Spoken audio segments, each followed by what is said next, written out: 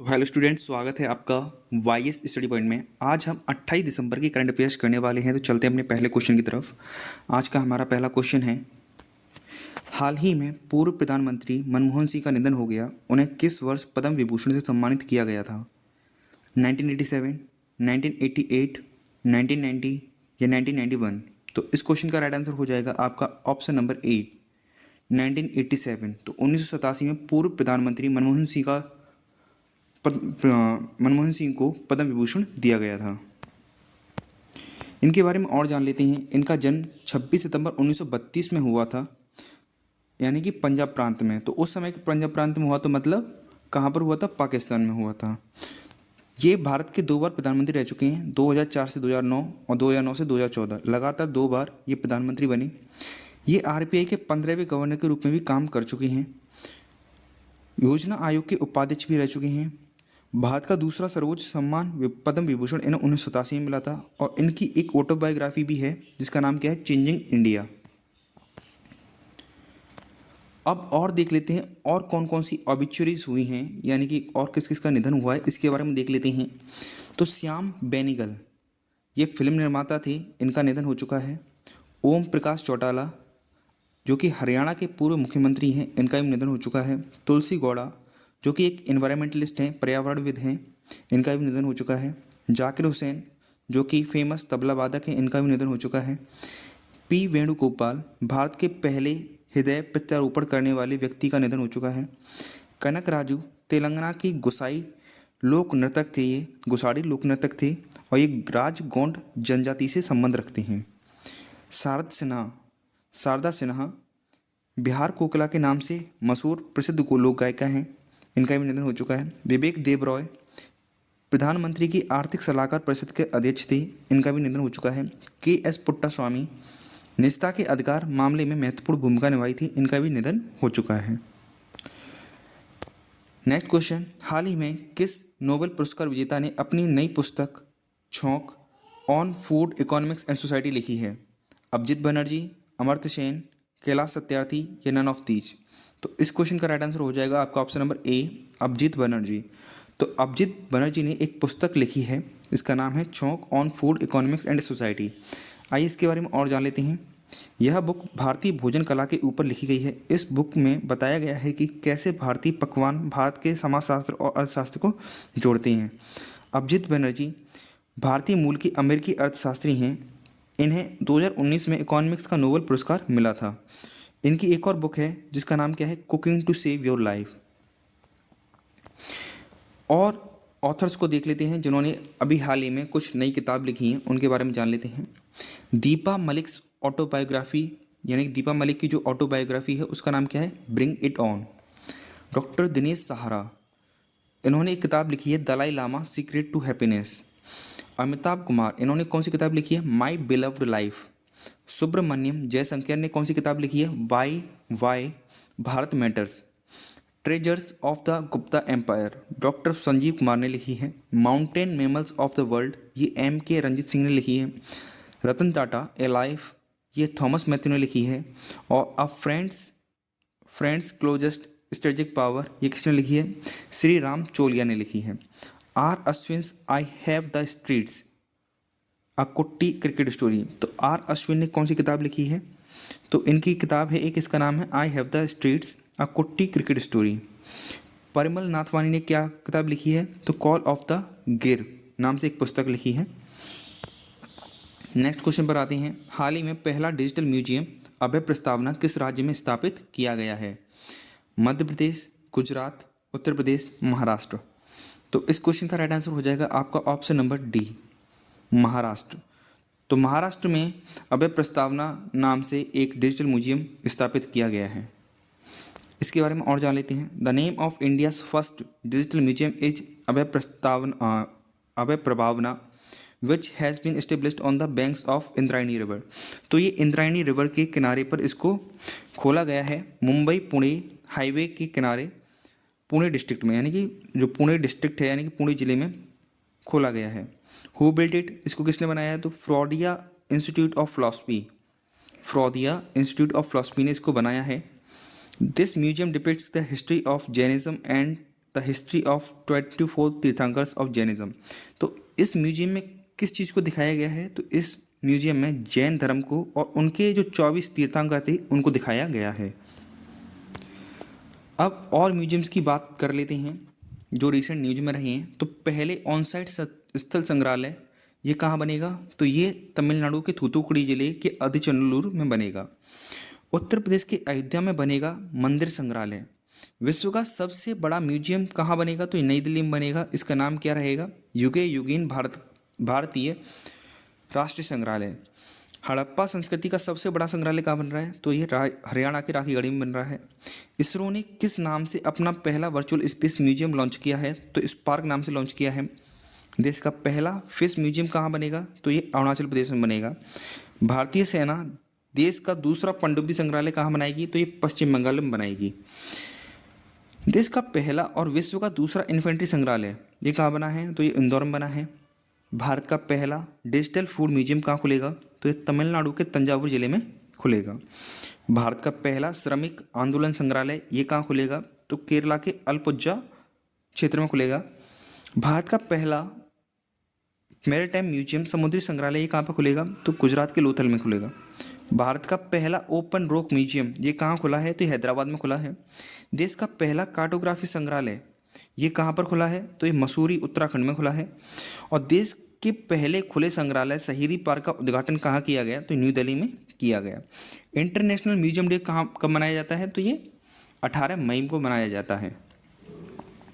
देश का पहला नौसेना शौर्य संग्रहालय ये कहाँ बनेगा? तो लखनऊ में बनेगा। देश के पहले डिजिटल राष्ट्रीय संग्रहालय की आधारशिला कहाँ पर रखी गई है? तो पहले डिजिटल राष्ट्रीय संग्रहालय की जो आधारशिला है वो हैदराबाद में रखी गई है।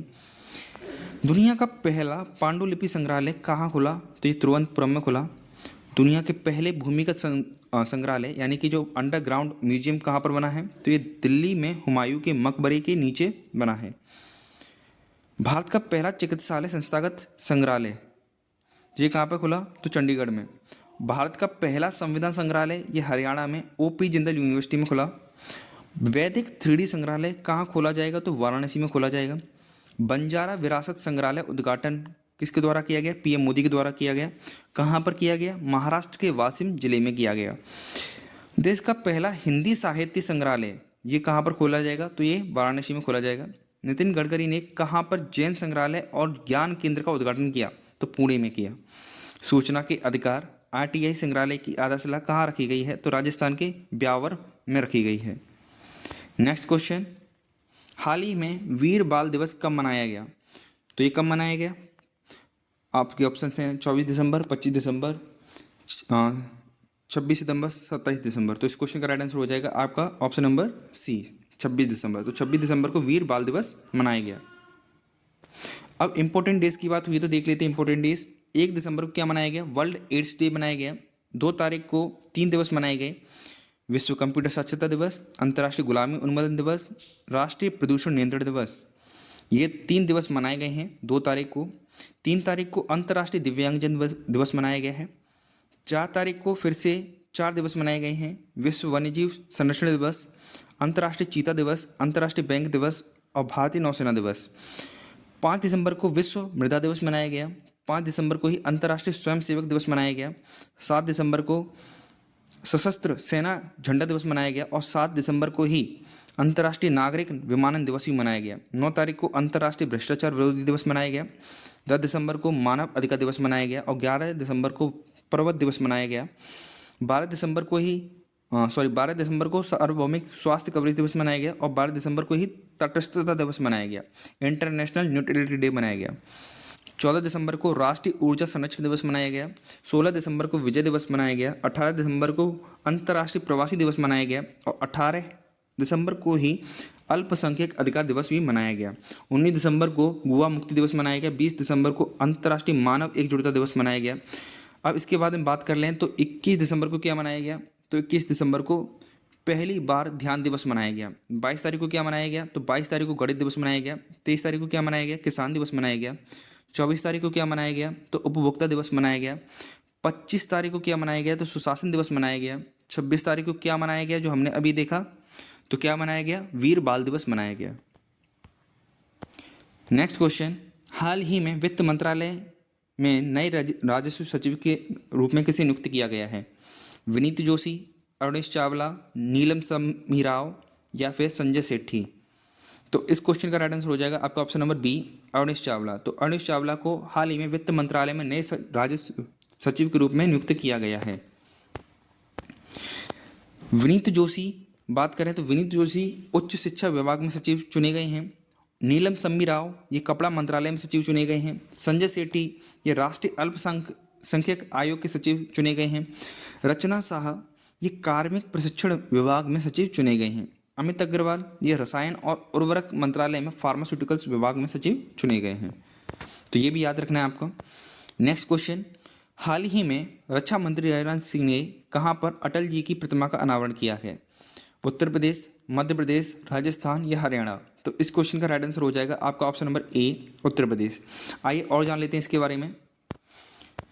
तो बात करें इनके बारे में तो defence minister Rajnath Singh and Uttar Pradesh chief minister Yogi Adityanath inaugurated the statue of Bharat Ratna and former prime minister Atal Bihari Vajpayee at Kudiya Ghat of Gomti river in Lucknow. तो कहाँ पर स्थापित किया गया है इसको? तो Kudiya Ghat of Gomti river in Lucknow. तो लखनऊ के अंदर गोमती रिवर के किनारे पर जो कुदिया घाट है वहाँ पर इसका अनावरण किया गया है।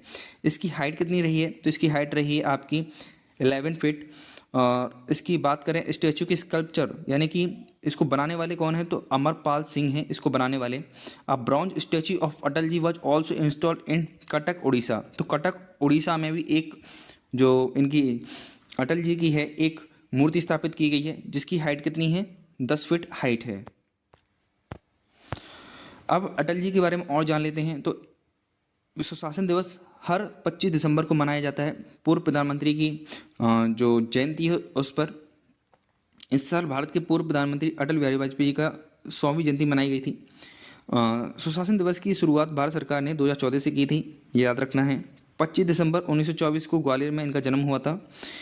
ये 3 बार भारत के प्रधानमंत्री बन चुके हैं। 1996 में पहले 13 दिनों के लिए बने थे, फिर उसके बाद में 1998 से 99 के बीच में 13 महीनों के लिए बने, फिर उसके बाद में पूरा कार्यकाल किया उन्होंने 1999 से 2004 का। यह कार्यकाल में पूर्ण कार्यकाल पूरा करने वाले यानी कि कार्यालय में पूर्ण कार्यकाल पूरा करने वाले गैर कांग्रेसी पहले प्रधानमंत्री रहे थे। अटल बिहारी वाजपेयी को 2015 में देश का सर्वोच्च सम्मान मिला था। तमिलनाडु में पीयूष गोयल जी ने भारत के पहले finance minister R K. Shanmukham Chetty ji की मूर्ति का अनावरण किया। नए संसद भवन का डिजाइन किसने बनाया था? तो डॉक्टर विमल पटेल ने बनाया था। तेलंगाना के अंदर हैदराबाद में अंबेडकर जी की 125 फुट ऊंची मूर्ति का अनावरण किया गया। इसके वास्तुकार कौन थे? रामवी सुतार थे। स्टैच्यू ऑफ प्रॉस्पेरिटी जो कि कहाँ पर है? बेंगलोर में है। और ये बेंगलोर में किसकी मूर्ति है? ये केम्पेगौड़ा जी की मूर्ति है जिसकी हाइट कितनी है? 108 फीट है। भगवान शिव जी की मूर्ति बनाई गई है राजस्थान के नाथद्वारा में, जिसको स्टैच्यू ऑफ बिलीफ भी कहा जा रहा है। इसकी ऊंचाई 112 मीटर है। स्टैच्यू ऑफ नॉलेज ये भीमराव अंबेडकर की मूर्ति है जो कि महाराष्ट्र के लातूर जिले में बनाई गई है। इसकी ऊंचाई 70 फीट है। स्टैच्यू ऑफ इक्वलिटी की बात करें तो हैदराबाद में बनाई गई है। संत रामानुजाचार्य की है ये मूर्ति, तो 16 फीट ऊंची है ये। स्टैच्यू ऑफ यूनिटी ये कहाँ पर है? तो ये गुजरात में है। सरदार पटेल जी की है। 182 मीटर इसकी ऊंचाई है। दुनिया की सबसे ऊंची नटराज प्रतिमा नई दिल्ली में बनाई गई है। इसकी हाइट कितनी है? 28 फीट है। और इसको बनाने वाले कौन है? राधा कृष्णन है। एमपी की ओमकारेश्वर में 108 फीट आदि शंकराचार्य जी की प्रतिमा का अनावरण किया गया है। इसको समानता की प्रतिमा कहा जा रहा है, स्टैच्यू ऑफ वननेस कहा जा रहा है। भारत के बाहर भीमराव अंबेडकर की सबसे ऊंची प्रतिमा स्थापित की गई है। कहाँ पर? अमेरिका के मैरीलैंड शहर में। 19 फीट ऊंची है ये मूर्ति।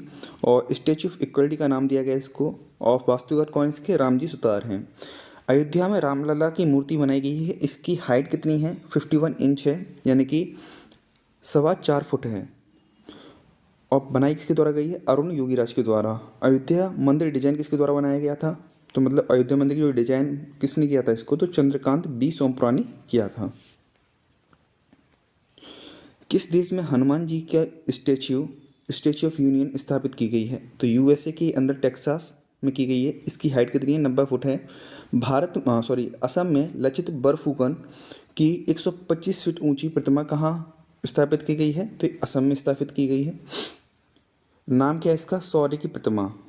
यूएस के टेक्सास में हनुमान जी की स्टैच्यू ऑफ यूनियन के नाम से, ये हमने देख ही लिया। नेक्स्ट क्वेश्चन, गणतंत्र दिवस समारोह की झांकी का विषय क्या है? सक्षम, सशक्त, आत्मनिर्भर, विकसित भारत और लोकतंत्र मात्र का, स्वर्णिम भारत, भारत का और विकास, विरासत और विकास, या नन ऑफ दीज। तो इस क्वेश्चन का राइट आंसर हो जाएगा आपका ऑप्शन नंबर सी, स्वर्णिम भारत, विरासत और विकास, golden India, heritage and development. तो ये अब की बार की जो सारी झांकियाँ होंगी उनका ये थीम रहेगा। अब यहाँ पर देखिए क्वेश्चन एक, भारत सरकार का कौन सा मंत्रालय गणतंत्र दिवस और स्वतंत्रता दिवस समारोह का आयोजन करता है? तो कौन सा मंत्रालय करता है? ये रक्षा मंत्रालय करता है। नेक्स्ट क्वेश्चन, हाल ही में किस केंद्रीय मंत्रालय ने राष्ट्र पर्व वेबसाइट और मोबाइल ऐप लॉन्च किया है? Ministry of education, ministry of home affairs, ministry of defence या फाइनेंस मिनिस्ट्री। तो इस क्वेश्चन का राइट आंसर हो जाएगा आपका option number ministry of defence. Ministry of defence इस क्वेश्चन का राइट आंसर हो जाएगा। तो राष्ट्र पर्व वेबसाइट मिनिस्ट्री ऑफ डिफेंस ने चालू की है। जान लेते इसके बारे में। राष्ट्र पर्व वेबसाइट और मोबाइल ऐप का शुभारंभ रक्षा सचिव राजेश सिंह ने किया है। मंत्रालय द्वारा आयोजित राष्ट्रीय कार्यक्रमों जैसे गणतंत्र दिवस, बीटिंग रिट्रीट समारोह, स्वतंत्रता दिवस आदि के आयोजन से संबंधित जानकारी दी जाएगी इसमें। यह मंत्रालय द्वारा आयोजित कार्यक्रमों का लाइव स्ट्रीम भी करेगा। ऐसे कार्यक्रम के लिए भी टिकट खरीदने की सुविधा प्रदान करेगा। नेक्स्ट क्वेश्चन, 2024 एशियाई युवा और जूनियर भारोत्तोलन चैंपियनशिप कहाँ आयोजित की गई? न्यू दिल्ली, दोहा, दुबई, ब्रिटेन। तो इस क्वेश्चन का राइट आंसर हो जाएगा आपका ऑप्शन नंबर बी, दोहा। तो दोहा में इसका आयोजन किया गया एशियाई युवा और जूनियर भारोत्तोलन चैंपियनशिप का। और जान लेते इसके बारे में। ये चैंपियनशिप कहाँ पर हुई? तो दोहा, कतर में हुई। यूथ चैंपियनशिप, इसमें 13-17 साल के लड़कों ने भाग लिया, मतलब जो भी लड़का लड़की दोनों ने भाग लिया। जूनियर चैंपियनशिप की बात की जाए तो इसमें 15 से 20 साल का एज ग्रुप था। टोटल मेडल कितने आए इंडिया के पास? तो 33 मेडल आए। इसमें 7 गोल्ड थे और 16 सिल्वर और 10 ब्रॉन्ज। जोशना शबर का नाम आपको याद रखना है क्योंकि इन्होंने तीन कैटेगरी में 40 किलोग्राम में और 40 किलोग्राम स्नैच में, 40 किलोग्राम क्लीन एंड जर्क में, तीनों में गोल्ड मेडल जीता। पायल का नाम आपको याद रखना है, इन्होंने 2 गोल्ड मेडल जीते। महिला युवा 45 किलोग्राम कुल में और महिला युवा 45 किलोग्राम स्नैच में। कोयल बार, इन्होंने महिला युवा 55 किलोग्राम में जीता और साईराज परदेशी ने पुरुष युवा में 81 किलोग्राम में जीता। नेक्स्ट क्वेश्चन, हाल ही में मोल्दोवा के राष्ट्रपति के रूप में किसने शपथ ली है? मेया सेंडू, जाफर हसन, कैस सैयद, निकोलस मादुरो। तो इस क्वेश्चन का राइट आंसर हो जाएगा आपका ऑप्शन नंबर ए, मेया सेंडू। तो मेया सेंडू हाल ही में मोल्दोवा की राष्ट्रपति के रूप में इनको नियुक्त किया गया है। इसी के साथ आज का करंट अफेयर का सेशन हमारा खत्म होता है। अगर वीडियो अच्छी लगी हो तो वीडियो को लाइक जरूर करें, चैनल को सब्सक्राइब जरूर करें। वीडियो देखने के लिए धन्यवाद।